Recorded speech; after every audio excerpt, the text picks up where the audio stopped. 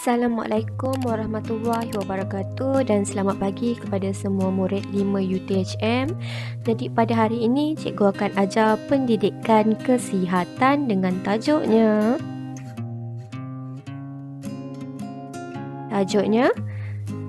akhir balik kitaran haid.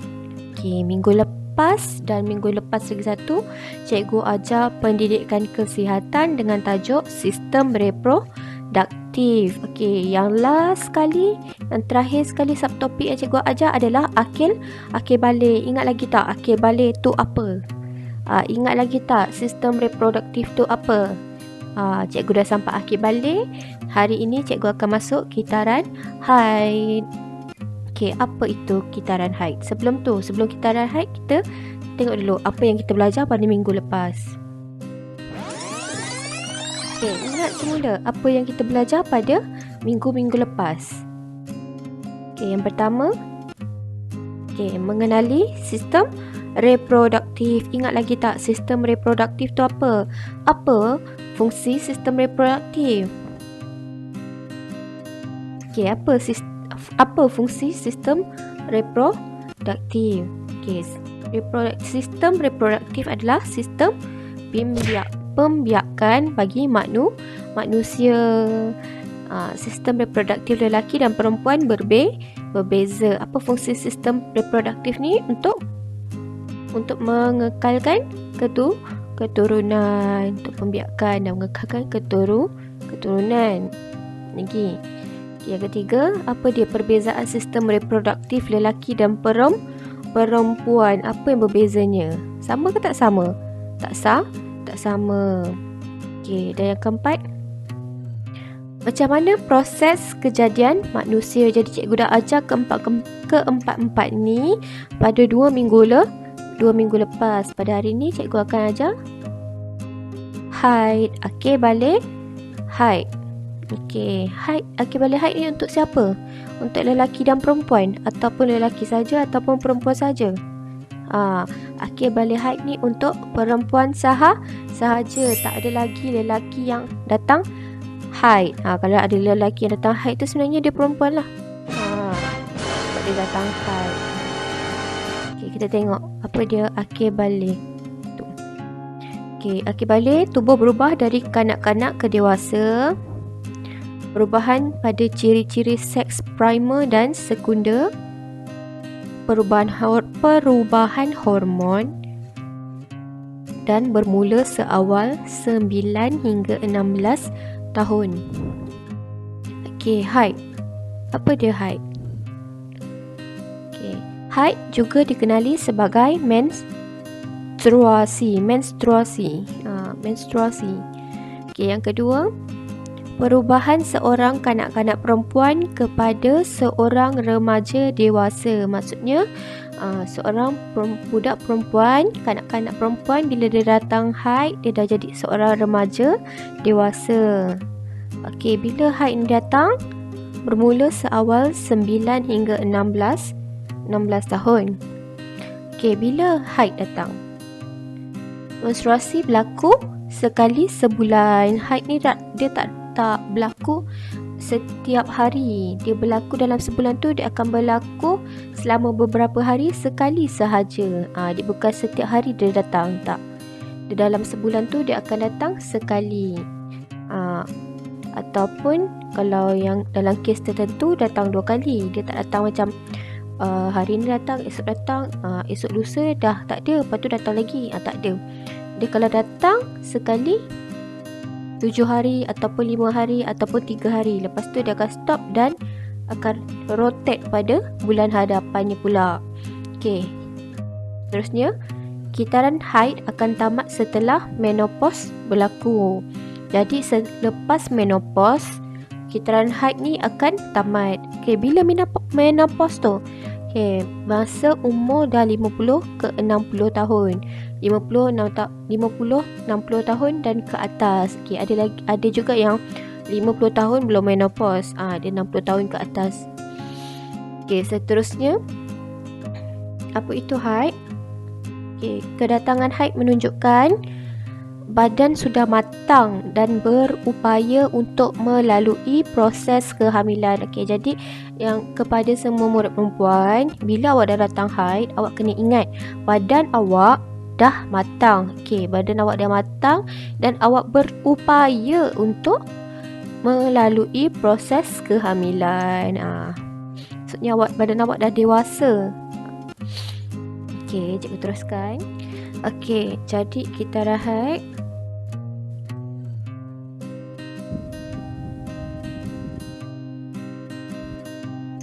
Okey, yang pertama, tempoh berlakunya haid yang pertama sehingga haid yang seterusnya. 4 fasa kitaran haid, iaitu fasa kedatangan haid, fasa pembaikan, fasa subur dan fasa prahaid. Okey, ada 4 fasa dalam kitaran haid, okey, iaitu kedatangan haid, pembaikan, subur dan prahaid. Okey, dan yang ketiga, tempoh kitaran haid berbeza. Secara purata, kitaran haid akan berlaku selama 20 hari. Secara purata, kitaran haid akan berlaku selama 28 hari. Okay, kita tengok fasa kitaran haid.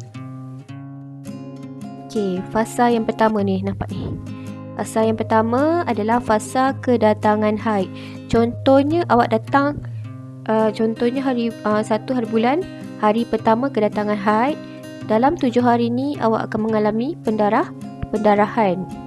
Okey, 1, 2, 3, 4, 5, 6, 7 hari ni awak akan mengalami pendarahan, iaitu dalam fasa kedatangan haid. Okey, seterusnya selepas hari ke-7 awak akan mengalami fasa pembaikan.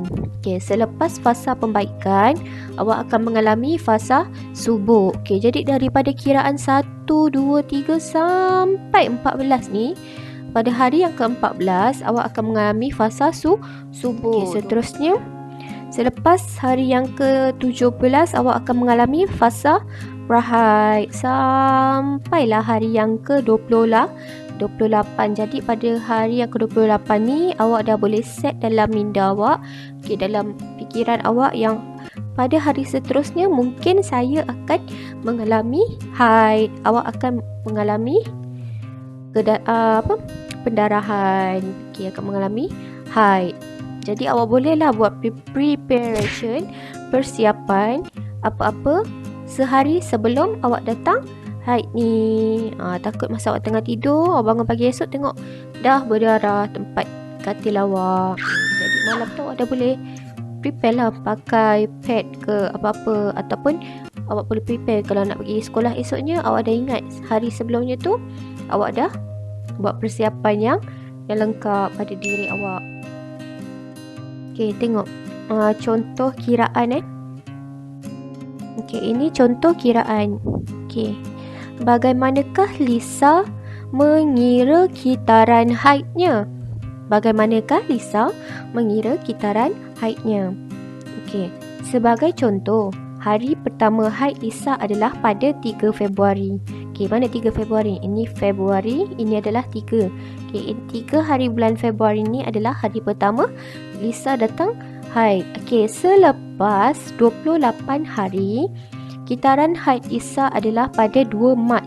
Lisa dijangkakan akan kedatangan haid lagi pada 29 Mac, 25 April, 23 Mei dan seterusnya. Macam mana dia dapat angka-angka ni? Dapat angka 2 Mac, dapat angka 29 Mac, dapat angka 25 April, dapat angka 23 Mei. Macam mana dia dapat angka-angka ni?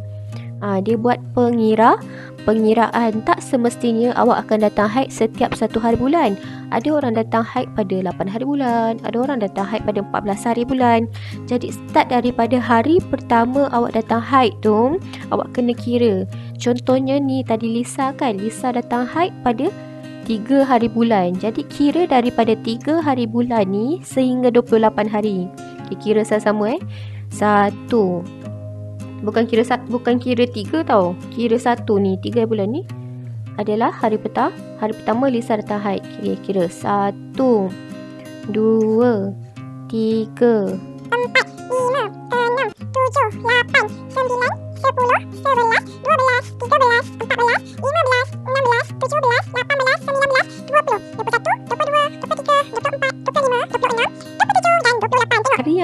28 tu jatuh pada 2 Mac. Okey, maksudnya bulan seterusnya Lisa akan datang haid adalah pada 2 Mac.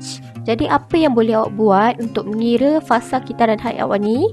Awak kena ada kalender, ataupun kalau tak ada kalender pun awak boleh buat dekat buku conteng. Kira contoh hari ni awak datang haid adalah pada 15 hari bulan. Daripada 15 hari bulan ni awak kira sebanyak 28 hari daripada 15 hari bulan. 15, 16, 17, 18 sampailah ke hari yang ke-28. Jadi pada hari ke-28 tu awak tengok jatuh pada berapa hari bulan. Jadi awak boleh buat persiapan pada hari yang awak nak datang period tu, awak nak datang haid tu, awak boleh buat persiapan pada hari sebelumnya. Okey, sekarang dah tahu belum macam mana nak kira kitaran haid? Ingat, selama 28 hari.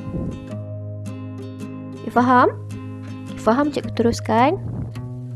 Okey, apa dia kepentingan kitaran haid? Yang pertama, dapat mengenal pasti masalah kesihatan.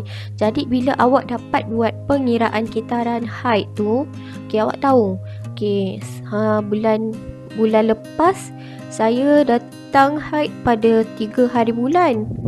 Saya datang haid pada 3 hari bulan. Sepatutnya pada bulan ni saya datang haid selepas 28 hari kan, tapi tak datang-datang juga. Dah masuk 2 bulan baru pun tak datang-datang juga. Maksudnya awak lambat datang haid, ataupun haid awak datang awal. Jadi bila awak tengok kiraan tu tak betul dengan apa yang jadi pada badan awak boleh kenal pasti masalah kesihatan awak. Awak boleh berjumpa dengan doktor untuk tanya tentang masalah kesihatan, masalah badan awak, masalah kesihatan awak. Kenapa cepat? Kenapa lambat? Okey. Seterusnya yang kedua, dapat menyediakan persiapan seperti tuala wanita. Jadi kalau awak tahu bila awak akan datang haid pada masa seterusnya, awak dapat menyediakan persiapan untuk diri awak sendiri. Yang ketiga, mengelakkan perkara mengaibkan. Betul tak dapat mengelakkan perkara mengaibkan? Bila awak macam tak kisah tentang haid awak ni nak datang bila lantak lah kan. Tahu-tahu awak pergi sekolah, tengok baju sekolah awak dah berwarna merah. Kenapa warna merah? Sebab datang haid tiba-tiba. Masa tu lah nak gelabah, nak menangis, nak melolong, jerit-jerit kat cikgu, cakap, "Cikgu, baju saya warna merah. Macam mana ni?" Kan? Salah siapa tu? Salah awak sendiri sebab awak tak kira haid. Jadi lepas cikgu dah ajar ni, macam mana nak kira kitaran haid, awak dah boleh ingat sendiri. Okey, kira 28 hari, awak boleh siap-siap bawa tuala wanita awak dekat dalam beg, bungkus elok-elok, jangan tunjuk-tunjuk, malu, simpan sikit dalam beg. Okey, yang keempat, dapat merancang kehamilan sekiranya sudah berkahwin. Kalau berkahwin, macam cikgu cakap tadi, yang masa hari yang ke-14 daripada hari pertama datang haid tu, hari ke-14 dia adalah dalam fasa subuh. Jadi dapat merancang kehamilan sekiranya sudah berkahwin. Okey, itu sahaja pelajaran pada hari ini. Jadi pada hari ini cikgu harap murid-murid perempuan cikgu dapat membuat pengiraan kitaran haid yang betul. Okey, Assalamualaikum warahmatullahi wabarakatuh dan bye-bye.